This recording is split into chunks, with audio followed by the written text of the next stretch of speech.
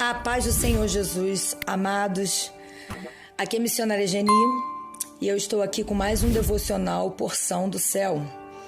E a palavra de hoje, ela se encontra no livro do profeta menor Amós, no capítulo 3, no verso 3, que diz assim: Andarão dois juntos se não estiverem de acordo? É uma pergunta importante, não é mesmo? E essa pergunta o Senhor fez a Israel como uma forma de dizer para eles como é que estava o relacionamento entre eles. Deus queria chamar a atenção de Israel e dizer-lhes: o nosso relacionamento é unilateral, ou seja, onde só uma parte cumpriu o seu papel. O que o Senhor queria dizer para Israel é que nesse relacionamento unilateral, só uma parte estava cumprindo com a sua responsabilidade. E essa parte era a parte de Deus, onde o Senhor os livrava, onde o Senhor cuidava deles, onde o Senhor provia as suas necessidades diariamente, onde o Senhor os curava, onde o Senhor os abençoava de todas as formas e em todos os momentos. Mas e a parte de Israel? A parte de Israel estava completamente negligente. O povo de Israel pensava apenas no materialismo, em comprar, em enriquecer, em adquirir bens nessa terra. Israel estava vivendo uma vida imoral. Israel estava completamente indiferente à palavra do Senhor. E Deus quer mostrar para Israel que tinha que haver uma parceria para que houvesse o cumprimento das promessas sobre a vida deles. E o que Deus tinha preparado para eles era algo lindo. Deus tinha uma terra rica, uma terra próspera, para que eles pudessem viver e gozar daquela terra que manava leite e mel.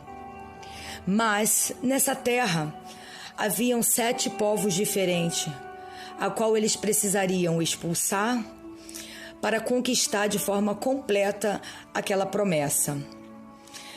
E dentro dessa promessa tem desafios, ou para que eles pudessem alcançar essa promessa de forma completa, eles teriam que vencer 2 grandes desafios que viriam logo adiante. E qual era o primeiro desafio? O primeiro desafio é que havia diante deles o Rio Jordão, a qual eles teriam que atravessar. O Rio Jordão era um rio largo, que tinha aproximadamente 30 metros de largura, tinha aproximadamente 20 metros de profundidade e uma extensão de 200 quilômetros aproximadamente. Então Deus dá uma ordem para eles, através de Josué, dizendo que eles deveriam se santificar, para que no dia seguinte Deus pudesse fazer maravilhas no meio deles. E assim foi feito, e Deus fez essas maravilhas e eles atravessaram o Rio Jordão. Mas ainda havia mais um grande desafio. Qual era o desafio? Era uma muralha indestrutível, a muralha da cidade de Jericó. Uma muralha essa temida, uma muralha essa que nenhum povo conseguiu ou conseguiria ultrapassar. Mas Deus havia dito que daria vitória para eles. Em todo o tempo, Deus dizia para Israel que estava com eles. Quando nós olhamos para a história vai contar que essa muralha era uma muralha que cercava a cidade numa distância de 32 quilômetros. Era uma muralha muito alta, tinha aproximadamente 9 metros de altura, uma muralha espessa de 6 metros de espessura, uma muralha que aos olhos humanos jamais cairia. E Deus dá instruções muito claras e específicas para que o povo pudesse andar em volta daquela muralha. Durante 6 dias, eles dariam uma volta em silêncio ao redor daquela muralha. No 7º dia, eles teriam que dar 7 voltas ao redor daquela muralha. E no 7º dia, eles gritariam e aquela muralha iria ao chão. E assim como Deus falou, ele fez. Porque a palavra do Senhor diz que ele não é homem para que minta, nem filho do homem para que se arrependa. Se Ele porventura prometeu, Ele não cumpriria? Ele é um Deus fiel e Ele é um Deus poderoso.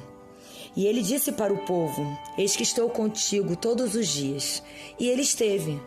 E a muralha caiu e eles puderam ultrapassar essas duas grandes barreiras, vencer esses dois grandes desafios. E na minha e na sua vida não é diferente. Nós também venceremos. Ele também tem falado, Ele também tem prometido, Ele também tem declarado vitória sobre os nossos desafios, sobre as nossas guerras. E Ele também tem nos dado. Qual é a principal lição aqui para o povo de Israel? O Senhor queria dizer para eles que Ele era o Deus do impossível. E quando eles estivessem dispostos a caminhar lado a lado, em parceria total e completa com o Senhor, Deus daria vitória em todo momento. Quando há uma rendição total e completa, quando há confiança, quando há submissão e obediência absoluta ao Deus do impossível, os milagres acontecem. Ainda que Deus nos diga, não temas, não se assombres, por causa dessa grande multidão que vem contra você, nós ainda teremos que descer a peleja. Nós ainda teremos que nos preparar. Nós ainda teremos que seguir as instruções do general de batalha, do Senhor dos Senhores, que nos garante a vitória final. Mas o que Ele diz para mim e para a tua vida nesse dia é: faça a sua parte. Faça a sua parte em parceria com o Deus do impossível. Porque Ele nos deu um espírito de ousadia. Ele já nos deu um espírito de coragem, de intrepidez. Então avance.